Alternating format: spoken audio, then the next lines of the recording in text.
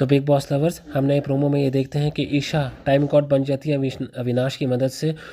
और उस पे सारे घर वाले शिल्पा को अनफेयर कहना शुरू कर देते हैं बिकॉज उन्होंने करण को और ईडन टाइम गॉड की रेस से निकाल दिया था। करण 2 बार टास्क में रुके, तो ये बहुत ज़्यादा अनफेयर लगा सबको, और शिल्पा ने एज अ संचालक अनाउंस कर दिया कि ईशा टाइम गॉड बन गई। उस पर हमने देखा कि दिग्विजय बहुत ज़्यादा चिल्ला रहे थे शिल्पा पे, और उनको ये कह रहे थे कि आप बहुत ही ज़्यादा बेकार इंसान हैं, आप स्टैंड नहीं ले सकती। और इसी चीज़ को देखकर इवन करण भी आखिर बोल उठे कि मुझे ऐसी कोई फ्रेंडशिप अब शिल्पा की नहीं चाहिए, कि वो मुझे कभी भी टाइम गॉड नहीं बनाना चाहती। और अब मैं जब ईडन को सपोर्ट कर रहा था तो वहाँ पे भी उन्होंने मेरे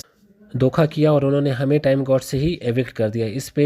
शिल्पा कहती है कि नहीं, करण 2 बार रुका था लेकिन ये कोई इतनी बड़ी बात नहीं थी, बिकॉज हमने देखा टास्क में कि बार बार अविनाश भी रुक रहा था। लेकिन कहीं ना कहीं शिल्पा की गेम बिल्कुल भी सब घर वालों को समझ में नहीं आ रही। इसके अलावा हमने प्रोमो में ये भी देखा कि चाहत कशिश के साथ बात कर रही होती है और उनको ये बताती है कि सारा आपसे बहुत ज़्यादा नाराज़ है बिकॉज आपने सबके सामने उनको ये कह दिया कि आप बिलो द बेल्ट बातें करती हैं। तो कशिश ने कहा मैं सबके सामने उनको सिर्फ इसी बात पे टोका है कि आप बिलो द बेल्ट बातें ना करें, उनके फादर की बातें ना करें करण की, आपने जो भी मुद्दा उठाना है उस पर या टॉपिक पे बात करें। तो इस पर वो कहती हैं कि वो आपसे ये एक्सपेक्ट नहीं करते बिकॉज सारा आपको अपनी फ्रेंड कहती है। तो फिर भी कशिश ने कहा कि मैं कुछ भी फुटेज के लिए नहीं, अगर ये कोई भी और होता तो मैं यही स्टैंड लेती। इसके बाद हमने प्रोमो में ये भी देखा रजत और अदिति समीकरण बना रहे होते हैं, और रजत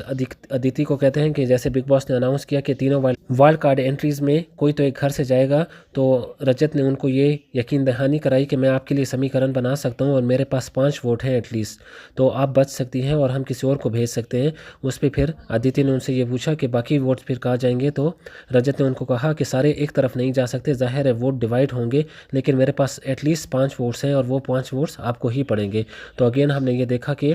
रजत दोबारा से समीकरण बनाते हुए हमें नजर आते हैं और प्लानिंग एंड प्लॉटिंग, और अभी तक हमने ये देखा है जहां तक रजत प्लानिंग करते हैं उनकी प्लानिंग काफ़ी ज़्यादा सफल होती है। जैसे ईशा को भी वो सपोर्ट कर रहे थे तो ईशा भी टाइम गॉड बन गई। इससे पहले वो दिग्विजय को सपोर्ट कर रहे थे, वो भी टाइम गॉड बन गए थे, और इससे पहले वो खुद के लिए लड़ रहे थे तो वो भी टाइम गॉड बन गए थे। तो अभी तक